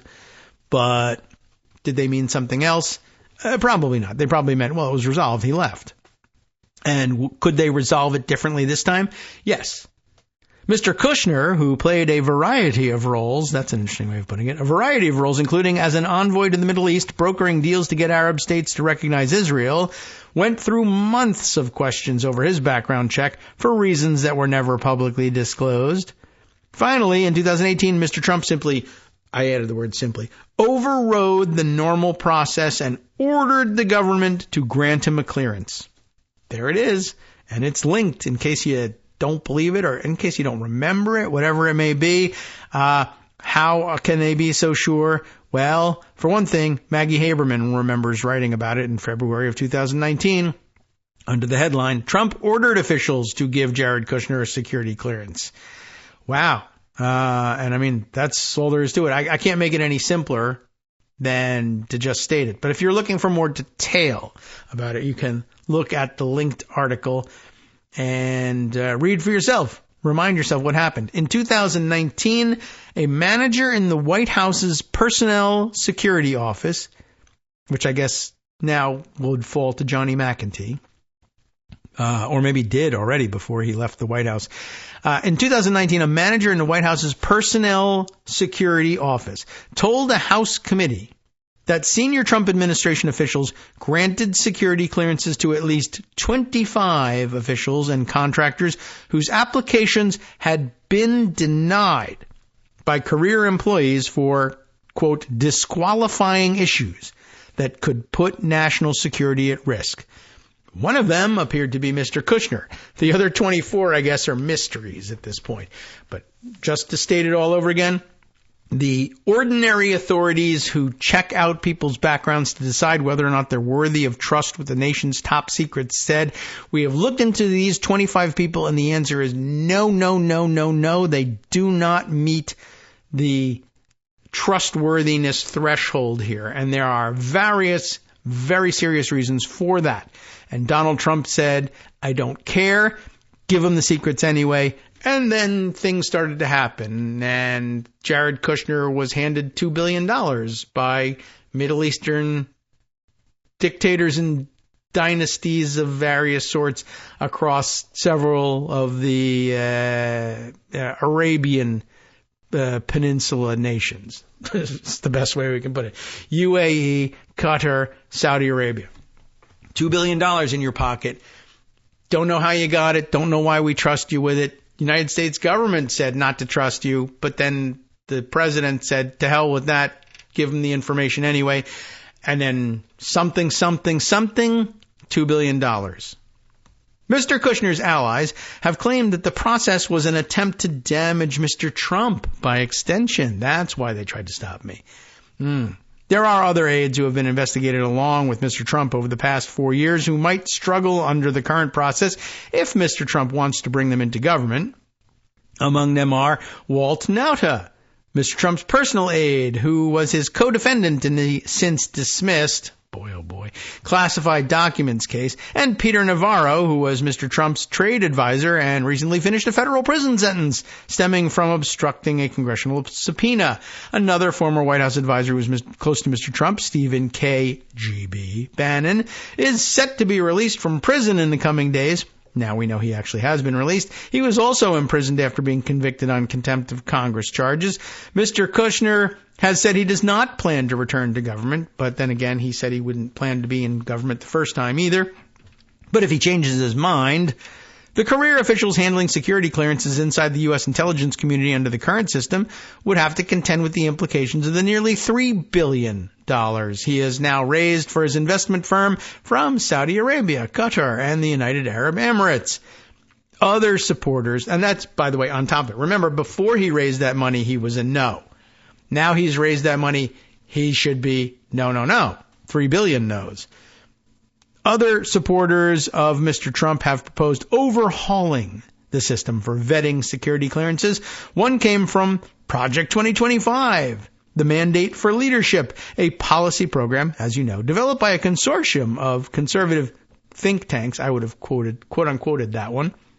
Think tanks to offer Mr. Trump ideas should he win the presidency. If you win the presidency without ideas, we'll give you some. Because if you win the presidency, it won't be with ideas. We know that much. The project proposed that the White House's National Security Council, run by the president's national security advisor, should be authorized to adjudicate internally whether its own staff received security clearances, with investigators who work directly for the NSC and whose sole task is to clear NSC officials. That might ordinarily... You might get away with thinking that made sense outside of the context of the Trump administration and the way they work and the kind of people they were giving clearances to. But, we now know too much about what they do and who among them are stealing secrets. So it's just unworkable now that we know this much. The Trump campaign has disavowed Project 2025, they note parenthetically, and a top Trump transition official said that its authors would not be involved in any transition. Well, Norah O'Donnell might believe that, but we don't. In December, the Center for Renewing America, a pro-Trump think tank, again, quote unquote, I would say, run by Mr. Trump's former head of the Office of Management and Budget, Russ Vought, we mentioned him yesterday as well, published a policy paper calling for giving the president and his top appointees direct control over granting security clearances. The paper said that it must be made, quote, crystal clear that agency heads may grant, suspend, or revoke security clearances, notwithstanding the recommendations of subordinates. And by the way, one additional power that they would then exercise with that would be to revoke the security clearances of people who publicly disagree with them, including people who have security clearances that are held over from previous administrations, who actually went through the traditional background check and FBI and intelligence community vetting process, who would be in a position to contradict the Trump administration on just about anything. But if you revoke the security clearance, then you could say, well, that person doesn't know what they're talking about. They don't have a security clearance. We have security clearance. We're the ones who are getting the information. They are making things up. And you can look forward to that being used as a weapon in the future as well. All right, let's see. Jumping back into Pocket and going in reverse chronological order, trying to find the other stories I wanted to share with you. There's a whole lot. Let's see. Wow, that's a long read. I'll have to save that for another day, although it is very interesting, and it involves ProPublica again. Would have been a good follow-up for them. But let's see. The other things I wanted to share with you. One, from the courtroom scene, Reuters a couple of days ago, keeping us up to date on, well, it isn't a couple of days ago. It's from yesterday, really? Okay. Republican battleground state legal blitz falters ahead of the election. As you know, of course, last time around they had to file some 60-plus lawsuits in their attempt to reverse the results of the election, and they lost in every single one of them minus one, I think. But this time they're not even waiting for the election. And they're litigating already as a part of a setup for their claims to have been cheated out of the election. How's it going? Jack Queen reports this for Reuters. Apparently, not that well. The bullet-pointed summary, or you want the full article? We'll give you the full article. Donald Trump's Republican allies have suffered a string of courtroom setbacks in battleground U.S. presidential election states as Election Day draws closer. Losses that could boost voter turnout and speed certification of the eventual winner. In the past 3 weeks, Trump's allies have been dealt at least 10 court losses, besides the 60 they had last time, in battleground states that could decide the outcome of the November 5th contest, if that's when the contest is actually held, between Republican former President Trump and his Democratic rival, Vice President Kamala Harris. On Friday, they were dealt another loss in Virginia. I've been kind of watching this and putting aside the articles and not finding time to share it with you, but Virginia, where a federal judge blocked the state's removal of people that it said had not proved their citizenship from its voter rolls. I think, long story short there, part of the same national program that Republicans are trying everywhere, demanding that there be proof of citizenship. Apparently there's no requirement to show that in most states, but you still, it ends up effectively requiring that you be a citizen. Though you don't have to necessarily produce paperwork, you're just not even eligible for enrollment as a voter in most states, including Georgia, where they went around and double-checked and found 20 out of 8 million, right? But they want that extra layer of protection, even though it's pretty much redundant. But worse for them from the perspective of the Republicans in Virginia, they also blew past the deadline before which you're supposed to bring these challenges. They basically, it's like they knew what the deadline was and they waited until afterwards and then posed their challenge knowing that they were likely to be thrown out of court, but then they were hoping, I think, to point to that and say, see, even the courts are against us. We have to reform this whole system. But let's see. We'll start with sticking to the Reuters description here. On Friday, another loss in Virginia, where a federal judge blocked the state's removal of people that it said had not proved their citizenship from its voter rolls. U.S. District Judge Patricia Giles, perhaps, Giles, said the removal ran afoul of a federal prohibition on purging large numbers of voters in the 90 days before an election. The state, which is not a swing state this election, said it would appeal. And they are. They're already claiming that the Supreme Court needs to take them up on an emergency basis. The other decisions include 4 rulings against Republicans in Georgia, where judges have blocked last-minute changes to the election rules championed by Trump's allies, including one that would have required poll workers to hand count ballots, as well as cases seeking to purge voter rolls and block some Americans who are living overseas from voting. The party's recent losses suggest its legal strategy is coming up short in court, which some legal experts said will likely be a net positive for voter turnout. The losses in Georgia, meanwhile, will make it easier for officials there to quickly count and certify vote totals, the experts said. If courts had accepted some of these arguments, it could have had a huge impact on voter disenfranchisement, said. Hey, it's Rick Hazen, the law professor at the University of California in Los Angeles, known to some as UCLA. One of a handful of wins for Republicans came in, you'll never guess which circuit, the Fifth Circuit, on Friday, which ruled that mail-in ballots can only be counted if they are received by Election Day, invalidating Mississippi's 5-day grace period. Mississippi, also not a swing state, though. And the ruling does not directly apply to any battleground states. It's amazing that they haven't found someone inside the Fifth Circuit to say, no, this is a nationwide injunction, as they very often do. The Republican court losses undermine what party members say are efforts to tighten election security measures to prevent fraud, which Trump falsely claims cost him the 2020 election. Democrats and voting rights groups have accused Republicans of trying to make it harder for people to cast ballots and for officials to count them. Some of the cases could be reversed on appeal, and other elections cases brought by Republicans are pending. Republican National Committee spokeswoman Claire Zunk, remember her, defended the party's legal record in a statement and said it will continue to fight for a fair and transparent election for all Americans, even though we lose all the time, I guess I would add. Our unprecedented election integrity operation is committed to defending the law and protecting every legal vote. We have engaged and won in record numbers of legal battles to secure our election, Zunk said. But they've lost 10 in the last couple of days. A Harris campaign spokesman said in a statement that Republicans are using lawsuits to stoke baseless fears about election security. For months, MAGA Republicans have tried to exploit our legal system for free PR to broadcast lies about our free, fair, and secure elections, but they've failed to provide a single shred of evidence for their bogus claims. That was spokesman Charles Lutvak.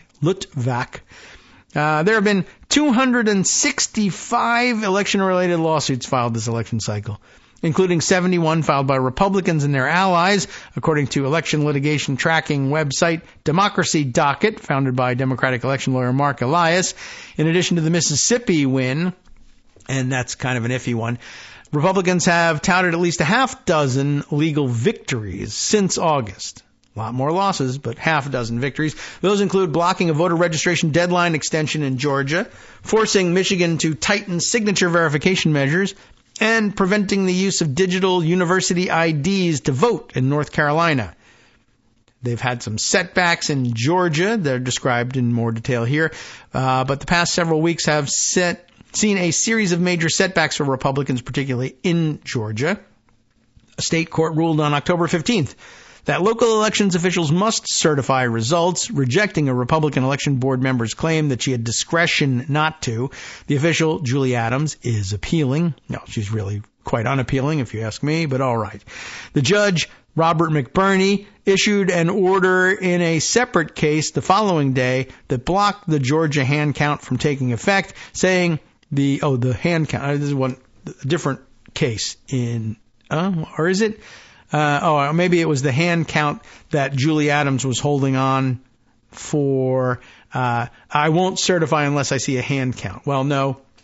Hand count is ridiculous and likely to cause significant delays without increasing the accuracy of the count. In fact, probably decreasing the accuracy of the count. Robert McBurney, the judge, issued an order in a separate case, the following day, that blocked Georgia's hand count rule from taking effect, saying the change had been made too close to the election. And here, just like with Virginia, I think they file these cases knowing that they are too close to an election and they'll violate the federal rule against that.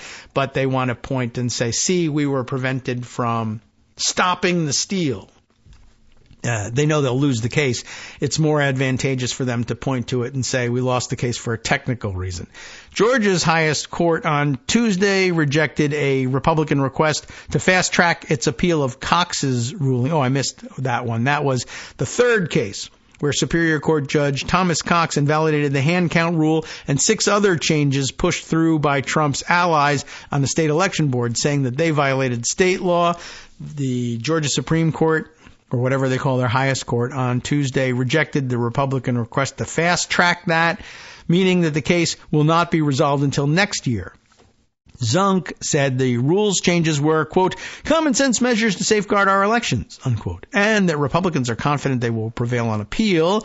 In his ruling, Cox said the board overstepped its authorities with the 11th hour rule changes, declaring them illegal, unconstitutional, and void. Judges applied similar reasoning in rejecting lawsuits to seeking voter purge voter rolls of allegedly ineligible or non-citizen voters in recent weeks in Arizona, Nevada, North Carolina, and Michigan, finding that the cases were filed too close to the election. Similar result in Virginia, as they mentioned earlier. In addition to the federal law prohibiting systematic purges of voter rolls 90 days or less before an election, long-standing court precedent holds that judges should avoid making last-minute changes to election rules to prevent voter confusion. Republicans are appealing those decisions. Other judges in battleground states have ruled against Republicans in cases seeking to restrict overseas voting.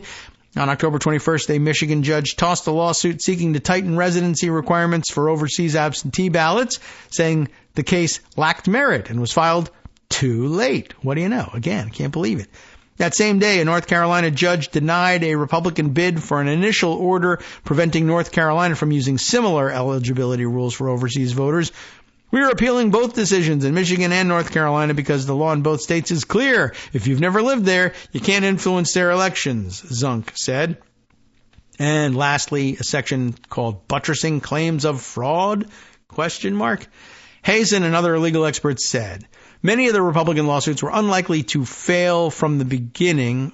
Were likely to fail from the beginning and could be aimed primarily at sowing doubt. That's what we were saying, about the election's legitimacy and amplifying Trump's claims of fraud.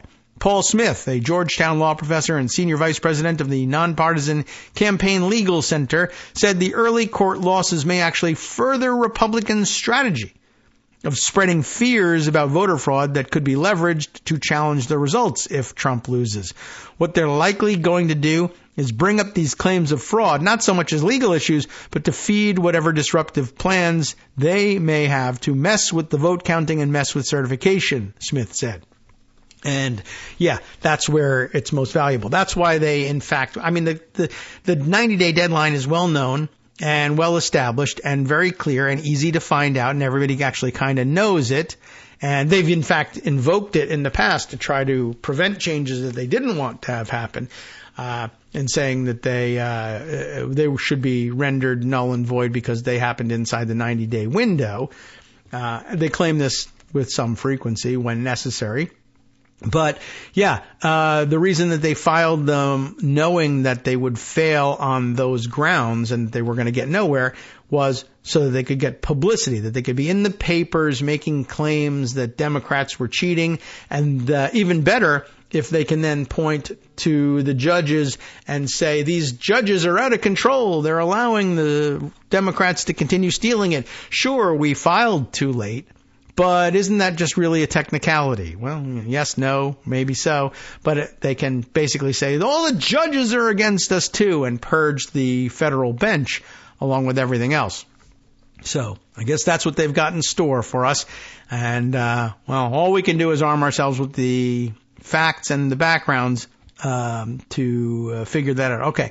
One last thing that I will add before exiting for the day. I think a very worthy effort here by the good folks over at boltsmag.org, who have compiled a clearinghouse, essentially, of who is responsible for handling the counts and administration of our elections in this country. And I've seen them distributing it via social media with the appropriate note. We hope that this does not have to become essential information, an essential database in the days to come, because it would be much better for everyone if all of the elections workers who handle the mechanics of counting and certifying the vote get to work in quiet anonymity and aren't bothered. But occasionally, in some places, some of them will be claiming extraordinary powers that they don't actually have to decline to certify the vote or what have you. And it might become important for you to know who they are, where they're, and where they're located. So who counts our elections is the result of this work, published in Bolts magazine by Quinn Yeargain. If I'm pronouncing it correctly, the last name is like year gain, like what happens when you have a birthday, a year gain. This is your state-by-state guide to how elections are certified. Who are the local and state officials responsible for counting, canvassing, and certifying elections? On this page, Bolts maps out each state's system. It lays out who's responsible for the different aspects of this extraordinarily fragmented system as election night unfolds and as officials then prepare to finalize the results. And it details how they come to occupy these positions in the first place. A process person's dream. NetworksRadio.com. Even if it is a democracy lover's nightmare. You've been listening to Kagro in the morning with David Waldman. Or at least it's the intention of the Trump campaign to make it a democracy lover's nightmare. Stay tuned now for Justice Putnam bringing you the West Coast Cookbook and Speakeasy, as always, right here on Netroots Radio, with a collection of amazing stories from around the country and around the world. You know the ones. Stay tuned. We'll be right back tomorrow.